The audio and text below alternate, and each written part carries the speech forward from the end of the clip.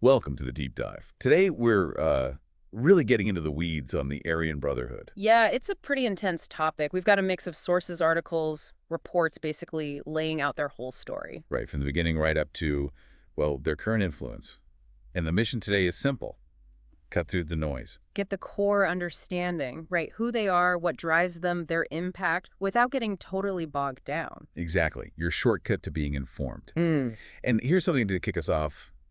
They're a tiny percentage of the U.S. prison population, right? A really small fraction, yeah. But they're responsible for a massive, hugely disproportionate number of prison murders. That statistic alone tells you so much. It's not about numbers, it's about impact, lethal impact. How does a small group get that much brutal influence? That's the core question, really. It speaks volumes about prison dynamics. Okay, let's rewind. Where did it all start? Sources point to 1964 San Quentin State Prison in California. 1964, yeah. And a big piece of the puzzle seems to be prison desegregation happening around then. So prisons are desegregating, tensions rise. Exactly. The old power structures are shifting. Sources suggest they might have looked at an earlier white gang, the Bluebird Gang, for inspiration. Self-protection then, at least initially, for white inmates feeling threatened. That seems to be the initial spark, yeah. Protecting their own against primarily black gangs that were also organizing. The guerrilla family is also mentioned, maybe another early influence. Potentially. So you see this theme, this banding together for survival as they saw it, in a changing, dangerous environment. That motivation, that us against them in a tough place, Yep. is kind of key to understanding how they even formed. Absolutely. It forged those initial bonds. So let's talk identity. What are they? Our sources label them pretty clearly. Neo-Nazi prison gang and an organized crime syndicate. Both, yeah. The Southern Poverty Law Center calls them the nation's oldest major white supremacist prison gang and a national crime syndicate. Strong words. And the Anti-Defamation League. Oldest and most notorious racist prison gang. No mincing words there. No, it highlights that dual nature. The white supremacy is core, especially early on, in recruitment. But then there's the crime syndicate part. They didn't just stick to ideology. Far from it. They moved heavily into traditional organized crime activities, Yeah. money talks. And this is where it gets complicated, maybe even contradictory. They start white supremacist, but then the focus shifts to money. Very much so. The sources say economic gain became a huge motivator. To the point where they'd even work with non-white groups, like Latin American gangs, setting aside the racism for profit. Reportedly, yes. That kind of pragmatism, even if clashes with the core beliefs, is something you see in lasting criminal groups. Adaptability. It's pragmatic, sure, but still jarring. Definitely. But, and this is important, groups like the SPLC, Homeland Security, they still tag them as white supremacist, a radicalization threat. So the ideology doesn't just disappear, even if profit becomes number one sometimes. Exactly. It's still under the surface, still part of the identity. And their list of crimes? Wow.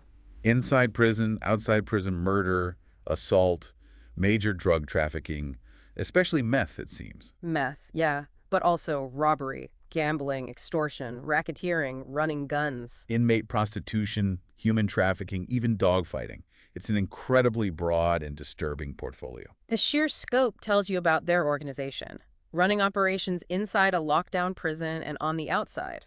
That takes coordination. We see murder for hire, gun running, making meth, selling heroin, counterfeiting, identity theft, all linked back to them outside prison. It's extensive. So who joins?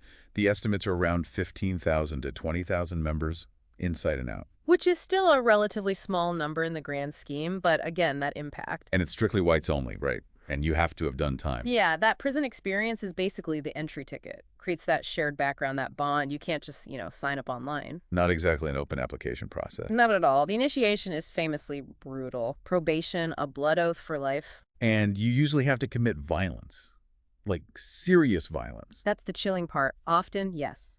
Kill a rival, attack a guard, sometimes specifically kill a black or Hispanic inmate. Proof of loyalty. That's the blood in part of their motto. Blood in, blood out. The only way out is death. That's the commitment they demand. And the structure. It seems hierarchical. A 12-man council topped by a 3-man commission.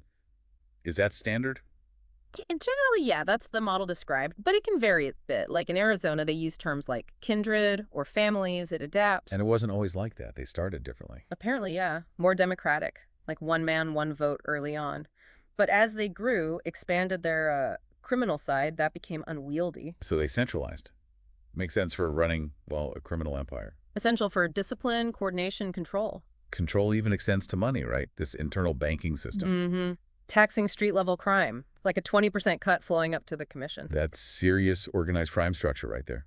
A steady income stream for the leadership. Absolutely. It funds everything, fuels the whole operation. Okay, symbols. How do they identify themselves? Sources mention shamrocks, the rock. Yeah, shamrocks are big. Also the letters AB, obviously, the number 666. Swastikas, SS, lightning, bolts, the runes, Celtic designs too. All of that. Tattoos are key. Sometimes it's simple, like a green shamrock or just AB, maybe after that first violent act. So these symbols, they're badges of honor, identifiers. Right. Instantly recognizable inside and out. And the Nazi stuff, the runes, they reinforce that ideology, even if money's the main game now. Appropriating old symbols for a twisted meaning. Unfortunately, yeah. And then there's the motto, blood in, blood out, and apparently an 8-line pledge new members swear it all locks you in. Okay, alliances and enemies. Who do they work with? It's a tangled web. Allies listed include the Dirty White Boys, Gambino crime family, interesting link there, Hell's Angels, Irish mob. Wait, the Gambinos Oh. and the Hells Angels. Yeah. But also the Mexican Mafia. How does that work with the white supremacy angle? Pragmatism again. The alliance with the Mexican Mafia, La M, is reportedly tactical, primarily against a common enemy, the Black Guerrilla family. So, prison politics trumping ideology when needed. Seems like it. Other allies mentioned, Nazi lowriders, public enemy number 1, Sureños, Vagos MC. And enemies. Black Guerrilla family is top of the list, it seems. Definitely. Also the Bloods, Crips, DC Blacks, Nuestra Familia. Lots of conflict there. And even conflict with supposed allies sometimes, like that power struggle with the Hells Angels in the East Bay, leading to a VP getting killed. Yeah, it shows that even in the outlaw world, it's rough. Competition is fierce. Power struggles happen. But that connection with the American Mafia, specifically John Gotti, that feels significant. He needed them for protection in prison, business deals. That's what's reported. It suggests the Brotherhood had serious clout inside, maybe even more than the traditional mafia in that specific environment. It gave the AB access reach. Okay, let's look at some specific events. There's that weird early link to Charles Manson. Yeah, apparently they associated for a bit, but the sources say the Brotherhood drew the line at the Sharon Tate murders, found them objectionable. Which is just bizarrely ironic given their own violence. It really is. Shows even they had some kind of internal twisted code. And then the 1975 California prison race war. That led to gangs being segregated. It did, and arguably that segregation might have actually helped the Aryan Brotherhood consolidate power within their own segregated units, less friction from rivals day to day. Gave them space to organize better? Potentially, yeah. More focus internally. Then you have those really brutal murders at Marion Penitentiary.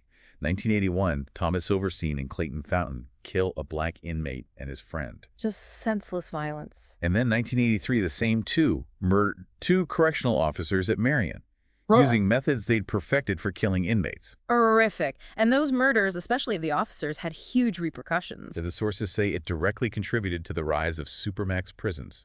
Absolutely. A watershed moment.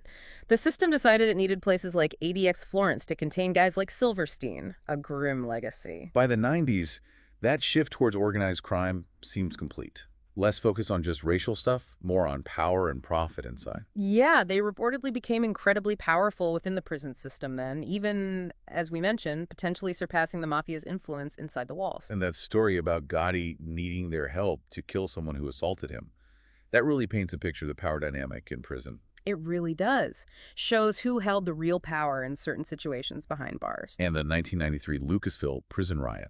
They were involved there too, with black Muslims and other gangs. Yeah, a strange temporary alliance during that riot. It highlights the crazy pressures in prisons, overcrowding, alleged mistreatment that can just explode.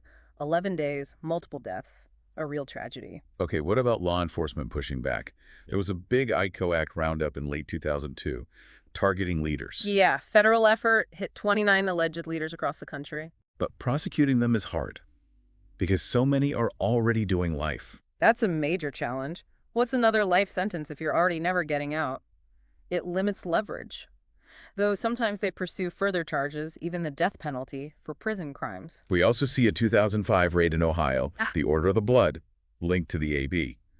More recently, 2019, big charges in California, racketeering, murder, drugs. The efforts continue. And just this year, April 2024, 3 high-ranking guys, Yandel, Troxel, Sylvester, convicted on RICO and murder charges while already serving life. It underscores how entrenched they are and the persistence needed to keep holding them accountable, even when they're locked up for life already. And crucially, it's not just a prison problem, is it? Their operations spill out. Absolutely. Violent crime, gun trafficking, drug networks across the U.S. all reportedly linked back to the Brotherhood. They have reach.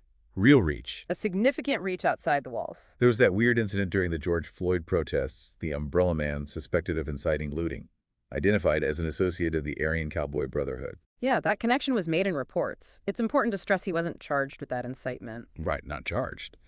But it raises questions about their potential to, stir things up in broader society. It certainly raises concerns about exploiting social unrest, even indirectly. And that big multi-agency bust in November 2020. Over 60 arrests tied to the AB in California, Montana, Nevada, seizing drugs, guns. Shows the scale of their external network. And the most disturbing part, they can apparently still run these outside operations even from solitary confinement. That ability, that command and control from the deepest isolation is remarkable and deeply concerning. Shows loyalty and sophisticated communication, makes them incredibly hard to dismantle. So how are they officially classified? Homeland Security calls them an Aryan prison gang within the white supremacist movement. That's the official tag, yeah. But some analysis suggests they're maybe different. Further outside the white supremacy mainstream, more flexible, crime goals sometimes trumping pure ideology. That nuance comes up. While the ideology is there, that pragmatic focus on crime and profit makes them perhaps more adaptable, less rigidly ideological than some other white supremacist groups. The pursuit of profit making them, in a way, more durable as a criminal enterprise. Possibly. That flexibility allows them to shift, make alliances, exploit opportunities. We've mentioned some names, but others pop up in the sources. Clayton Fountain, Barry Mills, Silverstein, of course, David Jalou, David Lind, Paul Kornfeld, Schneider. Yeah, figures known for extreme violence, leadership roles, shaping the gang's brutal reputation, infamous names in corrections history. And finally, their presence in pop culture is undeniable. Documentaries, movies like American History X, TV shows like Oz, Sons of Anarchy, even comics. They've certainly captured a kind of morbid public fascination. Their notoriety is widespread. Whether those portrayals are accurate or just sensationalized, it shows they've made a dark mark. It reflects a public awareness, maybe an unease about this group operating in our midst, though sometimes it risks, mythologizing them. So wrapping this deep dive up, it's clear the Aryan Brotherhood went from a prison self-protection group, supposedly, to this complex, highly organized criminal syndicate, deeply rooted in prisons, reaching far outside, with that white supremacist ideology always, there, even if flexible. They really are a disturbing mix of racial hatred and organized crime. A persistent threat. Very persistent, very dangerous. Which leaves us with a final thought for everyone listening. This group is relatively small numerically, yet their impact on violence, on crime, inside and outside prison is huge. Right. So what does that tell us about power dynamics, about vulnerabilities in the correctional system, maybe even wider society? And what are the real long-term challenges in tackling organizations like this? So deeply entrenched, so adaptable, so willing to use extreme violence. Yeah, complex questions. No easy answers there. Something to definitely think about. Thanks for joining us for this deep dive.